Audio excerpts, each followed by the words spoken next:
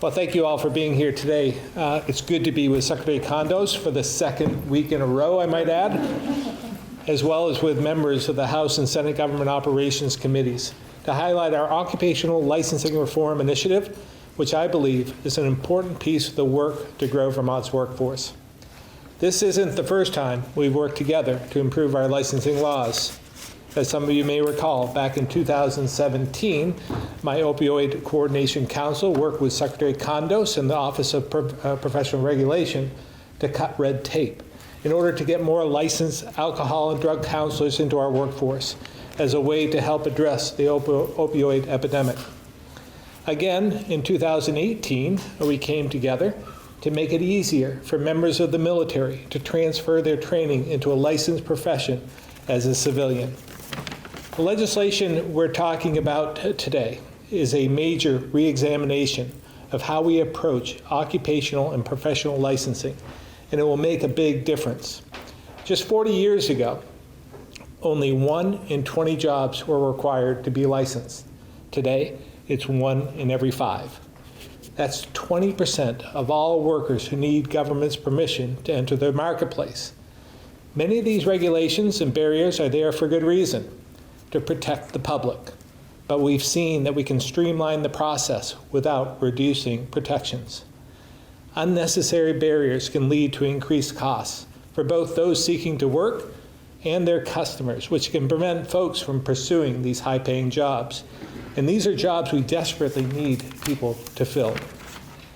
They can also have a big impact on groups that already face barriers to employment, including immigrants, new Americans, those with criminal records, as well as highly mobile populations like military spouses. A complicated process can also be a deterrent for people who are simply trying to relocate and work in Vermont.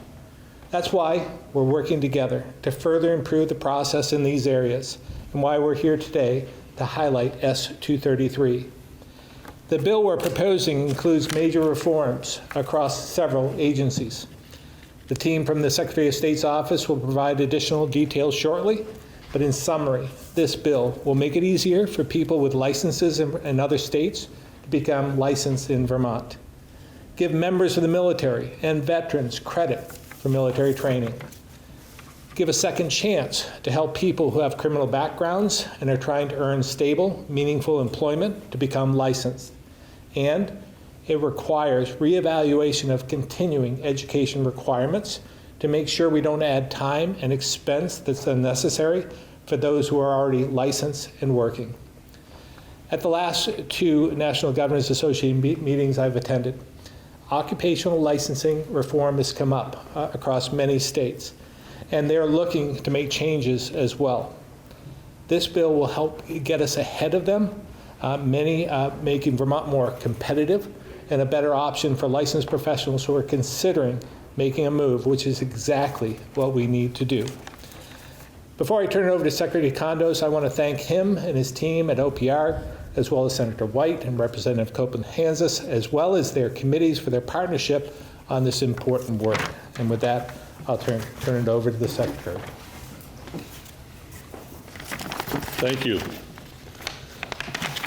And I want to thank you, Governor, especially to you and your team for supporting these efforts. I especially appreciate that you are expanding this approach to other licensing agencies in the executive branch and breaking down the silos and inconsistent approaches we see far too often in state government.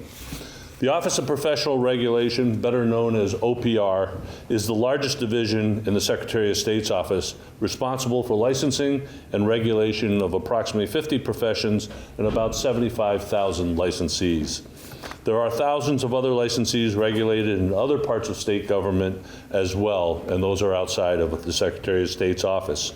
Our lives are touched by licensed professionals just about every day, whether it's at a doctor's office, the pharmacy, selling a home, getting your taxes done, or getting that tattoo you always wanted. Professional regulate, and I don't need to know where. Professional regulation is... You up for a question? No, I do not. Professional regulation is something we take for granted as a public protection. It's easy and often too easy to add more regulation on top of a profession as time goes on. But it always seems to go in one direction. We need to reverse that. Every once in a while, we need to stop and check our work and make sure that what we've been doing is effective. OPR has been on this path of smart, focused government and professional licensing reform for quite some time now, with the direction and support of the House and Senate Government Operations Committees under their very able chairs and previous administrations. We have long recognized that our mission is first and foremost regarding public protection. We need to do that job in the least restrictive way possible. We want to protect the public, but do so in a way that does not unnecessarily create hurdles for access to these trades and professions. Vermont has been a national leader in occupational licensure in many ways. We rank among the least regulated states when it comes to professional licensure, and OPR has received national recognition for its approach. Deputy Secretary of State Chris Winters and OPR Director Lauren Hibbert are often called upon to give presentations and speak to their counterparts in other states about how we do things in Vermont. They've been asked to come speak by NCSL, CSG, the NGA. Those are some of the organizations that they've spoken at. They've also been brought in by other state legislatures and administrations specifically as experts in the field as other states try to model Vermont's approach. Most recently, the U.S. Department of Labor recognized our work by awarding OPR a grant to help set an example for other states with this right-sized, reasonable approach to licensing and regulation. The grant started under the Obama administration and has continued under the current administration, showing its broad appeal to all political parties and ideologies. Through that grant, OPR has been working to improve mobility and reduce barriers for certain disproportionately affected populations. This bill is a product of that work. Good common sense licensing policies help everyone, but will particularly help new Americans, people who need a second chance due to a criminal conviction, poor, unemployed, and underemployed Vermonters, military members, veterans, and military spouses. I am very proud of the work that we are doing, and am glad to see it being radiated to other agencies in Vermont and to other states across the country. Now I'm going to turn it over to Senator Jeanette White, Chair of the Senate Government Operations Committee. It is with her support and understanding of these issues and through the hard work of her committee over many years that Vermont has been able to lead the way in licensing. I thought you were going to introduce Sarah. Okay. Senators go first. Not always. In fact, it's usually better to go second.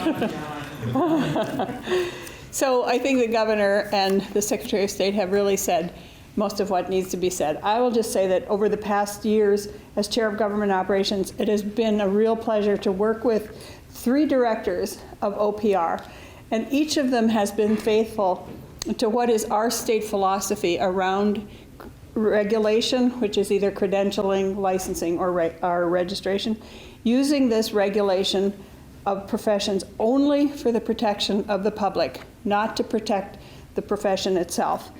Of those professions that we do regulate, OPR and the legislature have worked to make sure that the regulations that are required are indeed needed to protect the public and don't go beyond that.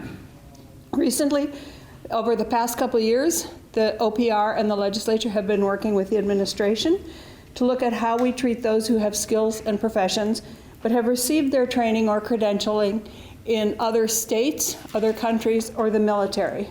Last year, we made some headway. This year, we are excited to make even more, to extend it to other professions and to become more flexible in administering the needed regulation. I'd hoped to tell you today that we had passed S-233, but as many of you know, hanging around here, legislation doesn't always go as smooth as we hope, and we have a couple issues, one issue I believe it is, to work out, and we will have it passed by next Tuesday. So thank you, that's all I have to say. Thank you. And now I'd like to introduce Representative Sarah Copeland-Hanses, who is the chair of House Government Operations. As the Senate goes first at press conferences, they often also go first on some of the bills that we work on jointly.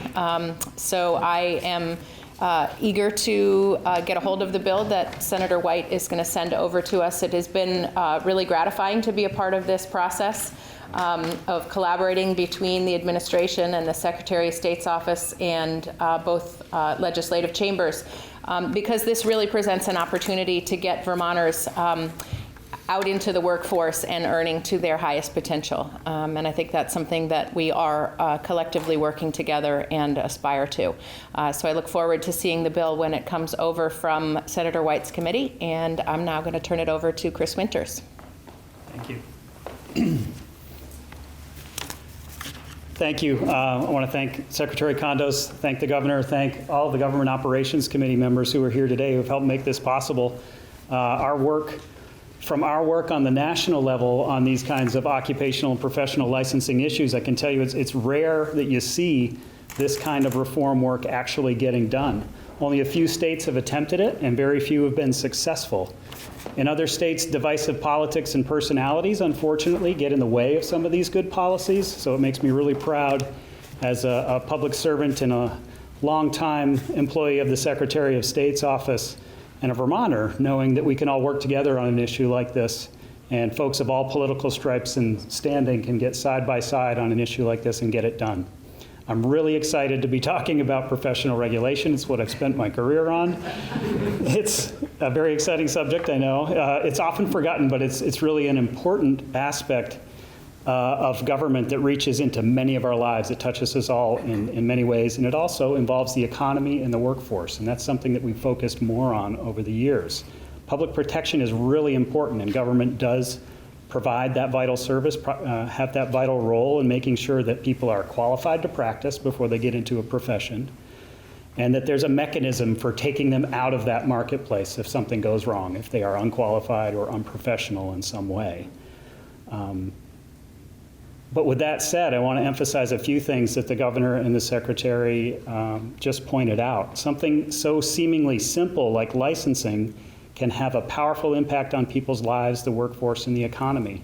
So as the governor said, 1 in 5 jobs, and that's according to the Bureau of Labor Statistics from 2015, and is probably higher than that by now. It's closer to 1 in 4 by some measures, require some kind of government permission slip in order to work. So that makes it really more complicated and expensive to enter into a profession than ever before. And that overall cost adds costs to consumers.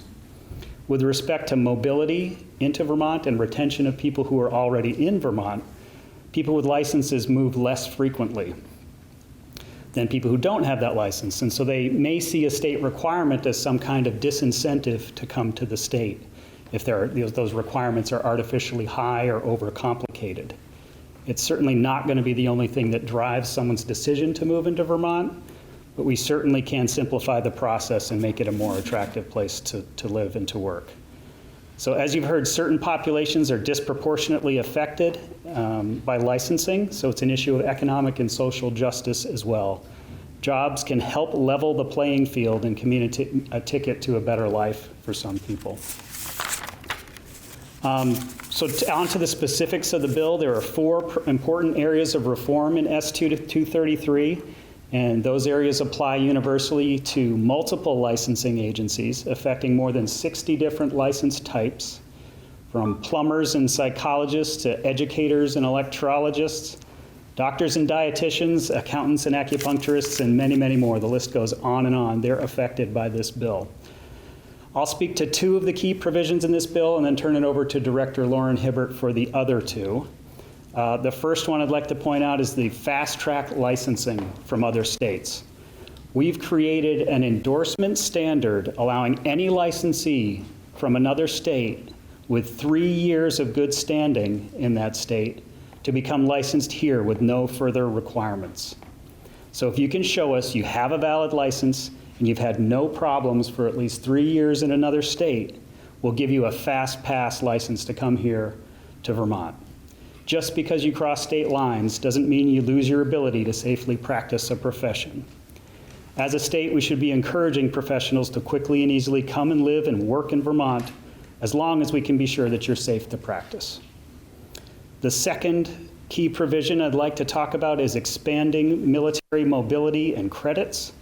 Building on our existing efforts for military veterans and their spouses, we're including changes that will allow us to give greater credit for skills learned in the military and providing expedited service for active military and their family members to receive licensure in Vermont. As an example, we've created a Medic to LPN program at the Office of Professional Regulation. And this bill encourages other pathways to licensure using military experience. We've also included a fee waiver provision that licensing agencies can choose to employ.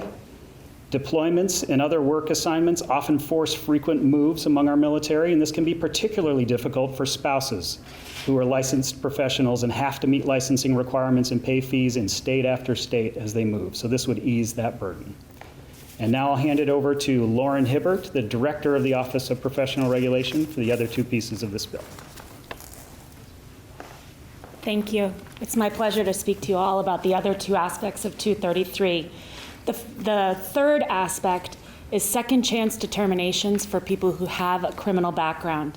As we all know, student loan debt is crushing people's aspirations, and if you're worried about a criminal past, you may be disinclined to choose to go to school because you don't know if your education is going to lead to an actual license. You don't know if it's going to prevent you from becoming licensed. So this will create a path where someone can get a predetermination. We're calling it a second chance determination for a low fee. That determination will be used in any future licensing applications. The second, well, it's actually the fourth. The fourth element of 233 is a mandatory review of continuing education. For those of you who don't hold a professional license, I can tell you that continuing education provides great cost and time commitment on behalf of licensed professionals. So what this requires is that there's a mandatory review at least every 5 years of those requirements with an effort to make sure that what we're requiring of professionals is appropriate and necessary. As Secretary Kondo said earlier, what we've accomplished in Vermont is truly remarkable. We've been able to do that because it's been a bipartisan effort, and it's recognized nationally by many other states and organizations. We're very fortunate to have the understanding and support of our government operations committees in both chambers and the administration. Thank you very much. All right. I'll be happy to take questions on topic at this point in time. See, Representative Copeland Hands just ran out of the room before I could ask if anybody else has that. Maybe she was avoiding the question. A couple of years ago, there was a bill that didn't pass that would have made it somewhat easier for dental hygienists to set up shop on their own. They would still have to have some association with a dentist, and some healthcare experts say that should also be applied elsewhere in the health world, like physician's assistants that should be able to establish a separate practice, not necessarily with a physician. Does anything that in this bill affect those people at all? And is that in anyone's plans to deal with that subject? So thank you for that question. So this bill doesn't address scope of practice or independent practices, which is what I think the thrust of your question is. This bill does affect PAs and physicians, certainly APRNs. From an OPR perspective, we're always looking to make sure that the people under our purview are operating at the highest level of their license, because we do believe that improves access to Vermonters. Could you talk a little bit about how many people are potentially turned away, or what is the lost opportunity should this not go into effect? I mean, how many people would be? How many new licensees will we see as a result of these changes? I think we talked about this a little bit before, about the success we've had over the last couple of years. Maybe that would give an idea of what we might expect. So what Governor Scott is referring to is the reform efforts around licensed drug and alcohol counselors. We did a joint effort, highly successful, streamlined regulations around LADCs.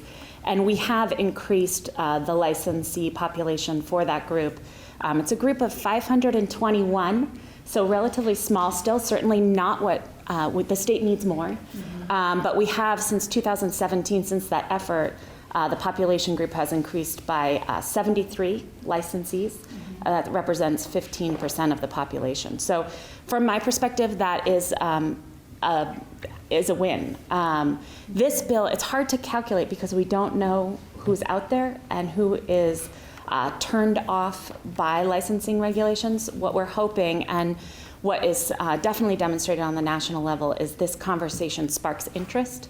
It makes it clear to Vermont and to Vermonters and people outside of Vermont that Vermont is open to licensed professionals and wants to support licensed professionals in the state. We have too few electricians and plumbers, for example, right? Do you think that this will encourage people in those occupations to come to the state? Well, again, we can only hope, and it goes across all sectors, whether it's in healthcare or in the trades, and even well drillers in some respect. This will streamline the process so that we can expand, hopefully, the numbers and be, as was said and stated, to become more attractive, more versatile. We're nimble enough, we're small enough and nimble enough to be able to accommodate for more people, and we desperately need them. So this isn't a complete answer, but this is one area that we have some control over, that we can make it easier for those who seek to live in Vermont and not make it a barrier for them to come. How many licensed professionals do we have in the state of Vermont across the 60 license types? So in the Office of Professional Regulation, it's 50 license types and about 75,000 licensees. We're also talking about the Agency of Education, Division of Fire Safety in the Department of Public Safety, a few licenses still in the Agency of Natural Resources, and am I missing one? Human Services. Medical, Department of Health, physician assistants. So I think we're talking maybe another 20,000 licensees beyond OPR. So at least close to 100,000. And so this streamlines the process for all licensees across state government? It does in those 4 areas of the endorsement process from other states, as well as for military members and their families, for people with criminal backgrounds who may have been considering getting into a trade or a profession, but were concerned about it, maybe tentative about it because they aren't sure they're going to get a red light at the end of it. This will allow them that preliminary process to enter, to find out, to get a decision ahead of time before they invest in their training and education. Is there going to be a check to ensure that licenses, people coming from out of state, that their licenses are kind of reciprocal with the requirements that Vermont has? Because someone might have less for certain jobs. Yeah, that's a great question. What this bill does have is an escape valve. If some state is substantially, like really way lower than what Vermont would require, and we feel that's not a safe thing to let them in, even though they have the 3 years of experience, it allows for an off-ramp for a board to take a look and say, well, no, this state's requirements are so much lower than Vermont's that we won't give them that easy, fast track. They'll have to go through a little bit more rigorous process. But for the most part, licensing requirements are very similar state to state. And if you've got that 3 years track record of practice in another state without any issues, we think you ought to be welcomed into Vermont. So you could have access to the other states, records about that person's license. And We do. That's issues. a normal part of licensing, yes.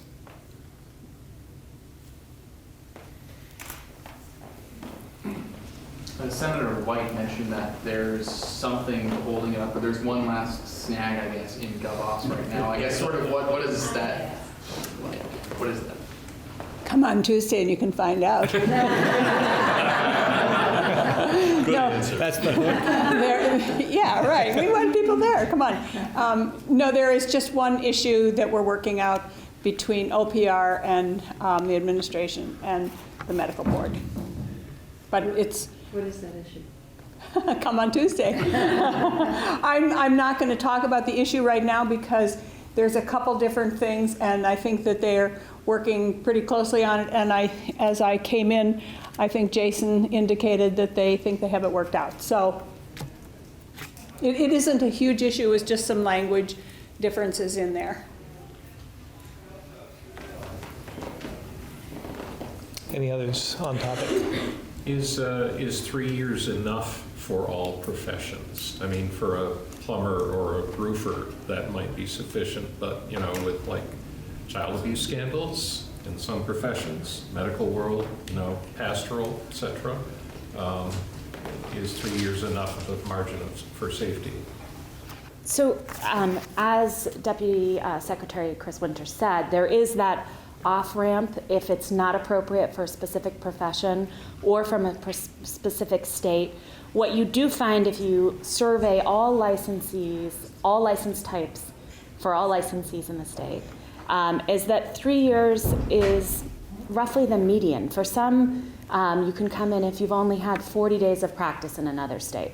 For some, it's 7 years. So there's always exceptions to a general rule of application, and this bill is narrowly tailored to allow for those exceptions. But what I would say, and to your question, is when we look at any license application, we have the full disciplinary record, the full licensing record from the other state. We know that someone's in good standing, that they haven't been disciplined, and this process would allow us to continue to look at that information. Right. So if a plumber blew up a house 4 years ago, even though that's longer than 3 years, you could still take that into account. We would still know that, and we could still take that into account. And all of the normal reasons that any agency, not just OPR, could deny a license would remain. You could still deny a license for unprofessional conduct that happened 5 years ago, 10 years ago, 15 years ago. I should stop picking on plumbers. We need more of them.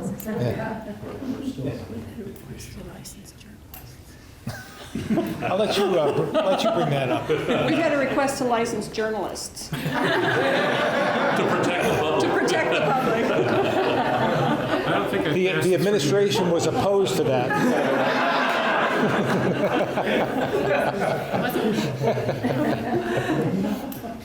Stay on your feet. Okay, at this point in time. Thank you. You may not want to hang around. Thank you very much, appreciate it. Thank you, great job.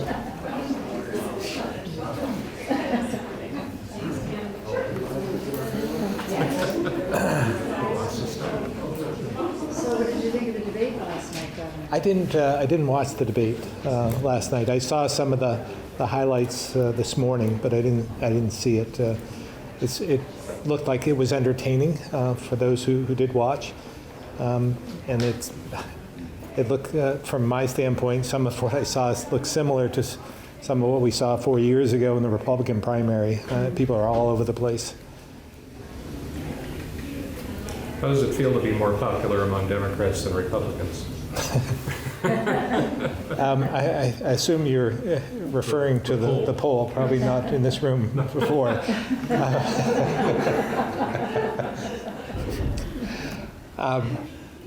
You know, I didn't look at the poll, to be honest with you. While I appreciate that and the work that we've done, it's just a snapshot in time, and we see all the time how polls change from one week to another. But we'll continue to do the work that we're doing, and hopefully doing it in the right way that benefits Vermonters. It is a remarkable snapshot. I mean, it would kind of seem to underscore not only your broad popularity across the spectrum, but also continuing issues with the Republican base. Well, I would answer it maybe a different way, that here in Vermont, we may be a little bit different, and that we can look across the party labels and vote for the person rather than the party. And I think that that's important. Maybe we can make an example for the rest of the country as we get more polarized. That if you indeed run for office for the right reasons, with some goals in mind that will help all your constituents, you can get elected. That sounds like an intro to an announcement of candidacy. Can we take I'll write that down, and if I ever decide to run again, I'll use that. Well, today was kind of a remarkable, we take it for granted, but to be up here during an election year with Democratic leaders and a fellow Democratic state office holder Yeah. who has been mentioned as a possible contender for your office. Yeah, it is remarkable here in the state when you think about some of the controversies we have yesterday.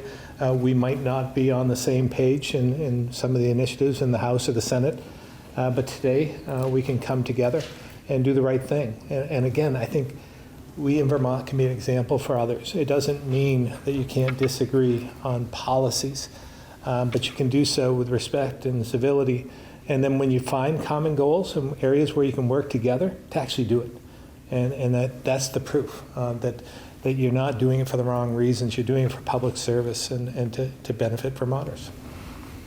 What do you think about this $150 million price tag for the Central Vermont Medical Center overhaul and the 25 beds that were supposed to be a part of that? I mean, is it appropriate for UVM Health Network to expand the thing to $150 million when it would only cost $40 million for the beds that are needed? You know, we see that with a lot of different projects, and that's why it's important to plan and to see what it is you actually need.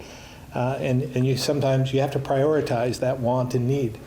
In this case, I think that it did grow, which is unfortunate because we have such a need for the psychiatric beds.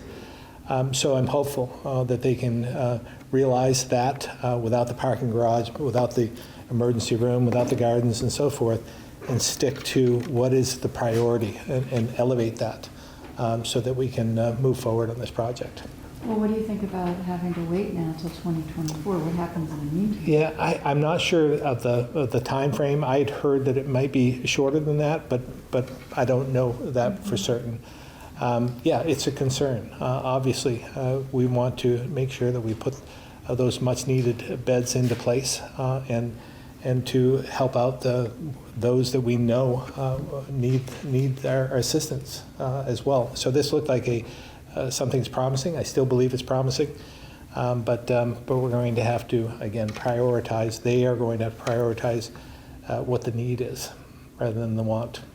I mean, we see it, again, I mean, for instance, you could look at any project, whether it's the $200 million school in South Burlington. I think there's a lot of amenities that are attached to that may not be part of the need, might be wants. And that's the expansion, how these projects grow in price and cost. At least they didn't call it the Renaissance Project. That's true. That's true. Well, should the Green Mountain Care Board play more of a role in being a little more prescriptive about what they're asking for when they request that a hospital direct funds toward mental health needs? Well, I think this will be an example of just that, to make sure that you're being explicit in what it is that we need from whatever organization it is, so that, and if they want to add to that, maybe as we do with many projects, construction projects, there could be an alternate added to that for, let's say, a parking garage, an alternate item for an emergency room and so forth, but focus on what it is that you need first. Going back to the subject of schools for a minute, you mentioned South Burlington. More and more schools are asking the state for help in these projects, to either renovate the school they already have or build a new one. What do you make of what seems to be that growing need? Well, There's definitely a need throughout the state. We know that. In fact, I was in the Senate and I was chair of the Institutions Committee when we came to a point where we had to stop promising projects and assistance because we simply didn't have the money. It had grown to over $100 million, as I recall, and we simply didn't have the money to do that. And meanwhile, many districts were moving forward with projects and having to pick up the costs and the interests were associated with that. So we put a pause on that, but now we're coming to the point where these buildings are older, and as we look at consolidation, I think there is some merit to what are we going to do in the future and who's going to pay for it. So we're going to have this conversation because for the areas of, in this instance, many, I think it's Winooski and South Burlington and Burlington, if you take those three projects together, that's a few $100 million. And if that is going to be borne by some of the rural parts of the state, where they are trying to prevent their tax rates from increasing, that isn't fair either. So we're going to have this conversation as we move forward, because this isn't, it's about equity across the state.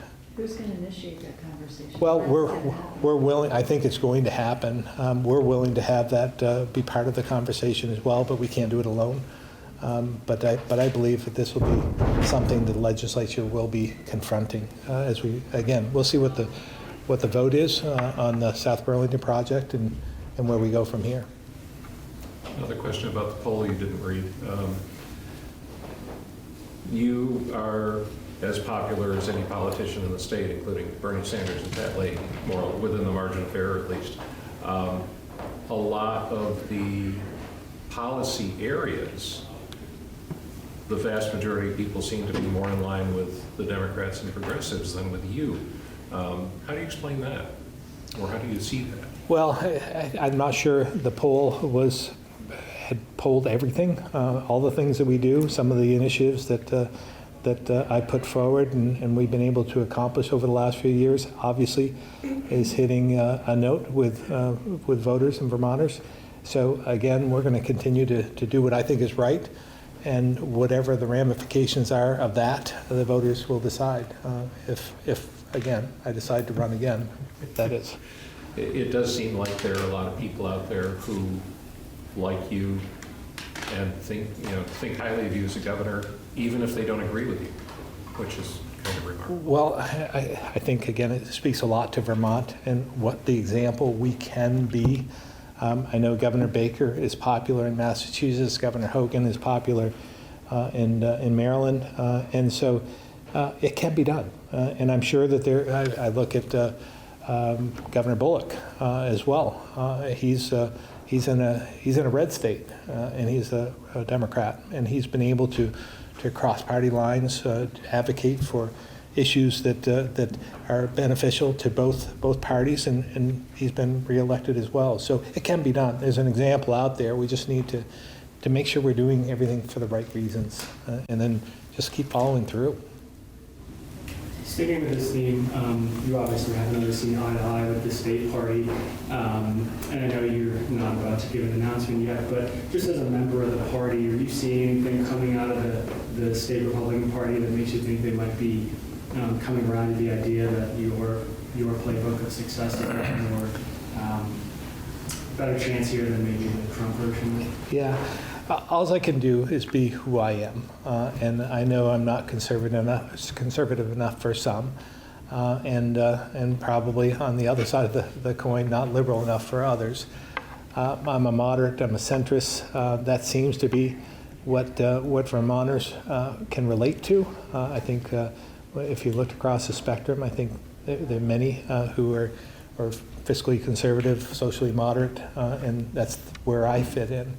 But I respect those in the Republican Party who have differences of opinion than mine, but I continue to look for ways to work with them on areas that we are in agreement, and I think that that's important. So all I can say is I don't control the party. I can only control what I do, and I'll continue to do what I think is right. Yeah, what are you seeing from them on there? Like, it sounds like you're talking a little bit about Nolan Branch here. Do you think that they've been a little receptive to that, or do you think that sort of the ideology? I think they appreciate the work that I've done, again, with some of the tax policies, for instance, the first 2 years without a single tax or fee. Some of the initiatives where we've been able to have a surplus on the bottom line over the last 3 years, that's been helpful. The fiscal issues make a difference, and that's the core, I believe, of the Republican Party. So if they can see the merits of what I'm doing in that respect, maybe they should learn from that. Do you think Vermont is not as liberal, not as left as maybe its reputation? I think that it's my belief that there is a huge sector of independent voters out there that don't associate with the right or the left. And I think that it's part of our tradition, our culture. I mean, we all have this Yankee kind of, or not all of us, but many of us have this kind of a Yankee independence. And I think that that's where the middle is in Vermont. And there's a lot of them. They don't always get active. You know, that's the other point. I mean, you see the right and the left really get active, and they're very loud. But those in the middle who are content don't always speak up. If you look back over the last several Vermont governors, maybe going back even as far as the 70s or 60s, you see they seem to be most successful when they kind of do govern from the center, or at least pay attention to the center. Yeah, well, again, I think it says a lot about what Vermont is. We are frugal by nature, I believe. I think all of us have lived in this climate and in this beautiful state that we have. But we have to accept that it is what it is, and you have to be frugal to stay here.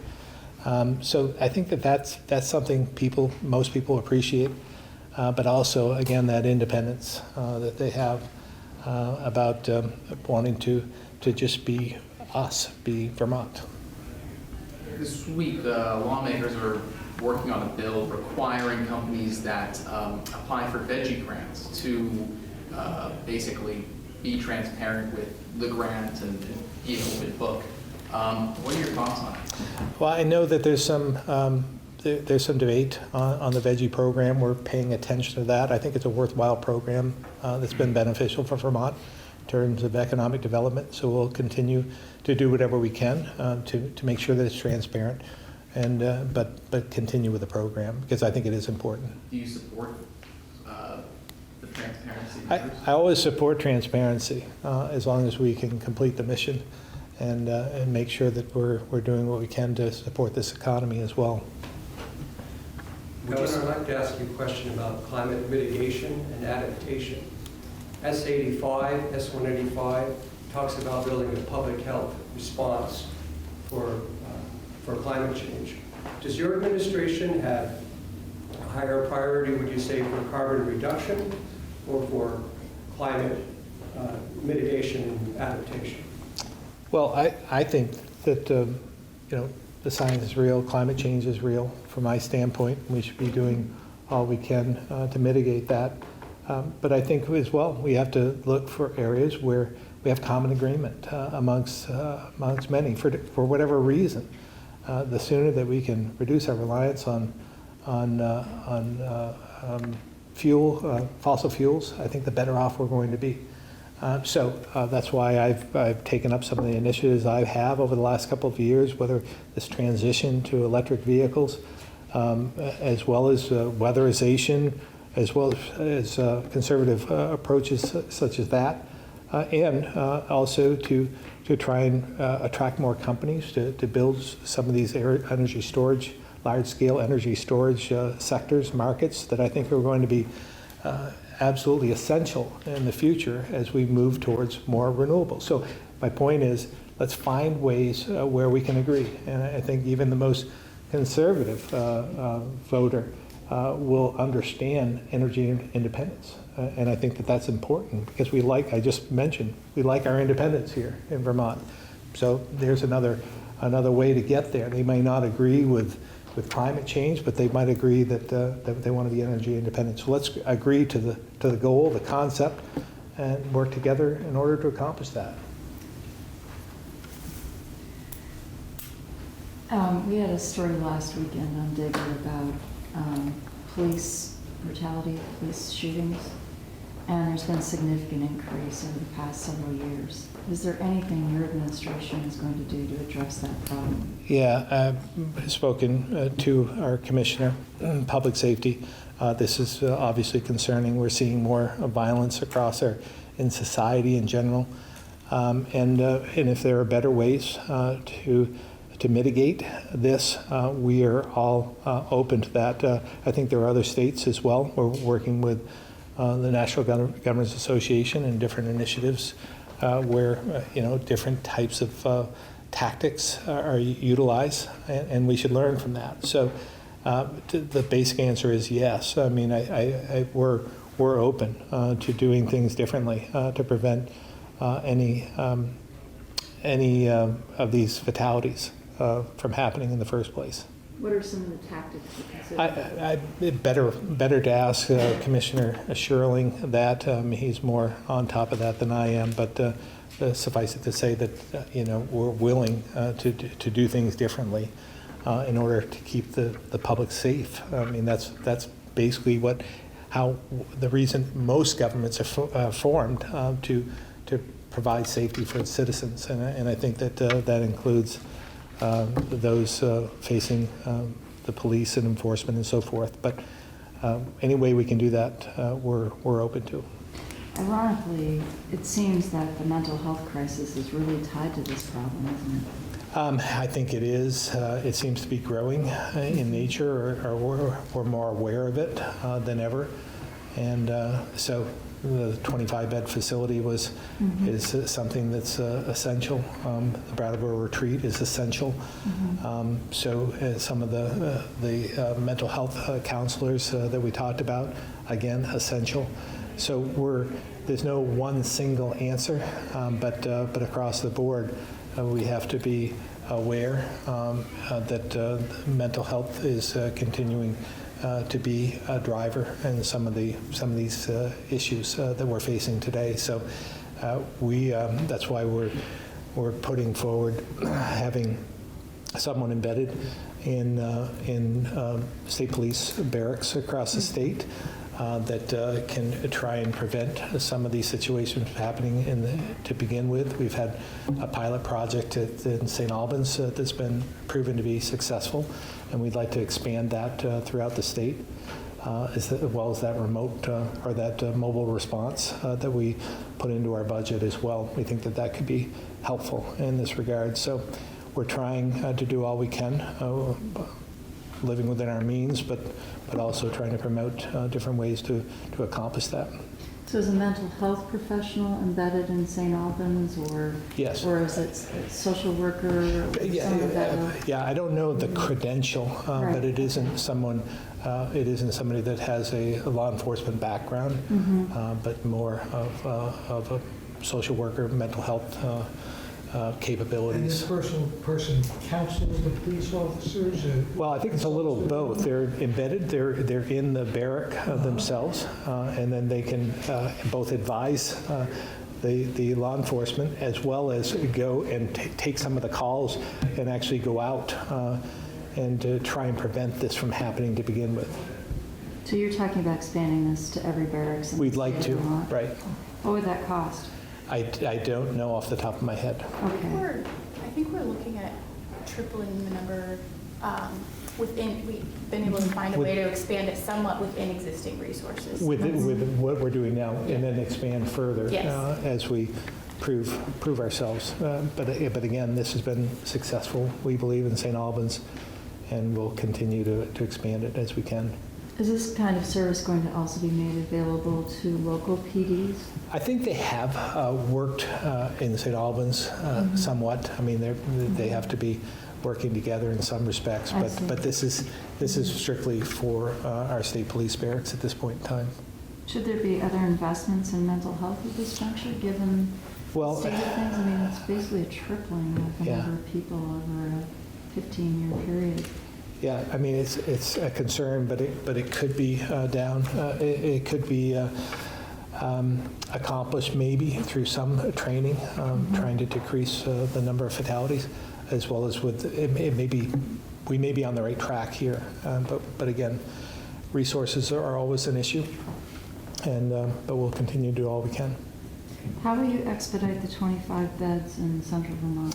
Well, I'm again, trying to put pressure, as much pressure as we can, on UVM Medical Center. I think that they have shown an interest in doing that, and they're going to come back, I believe.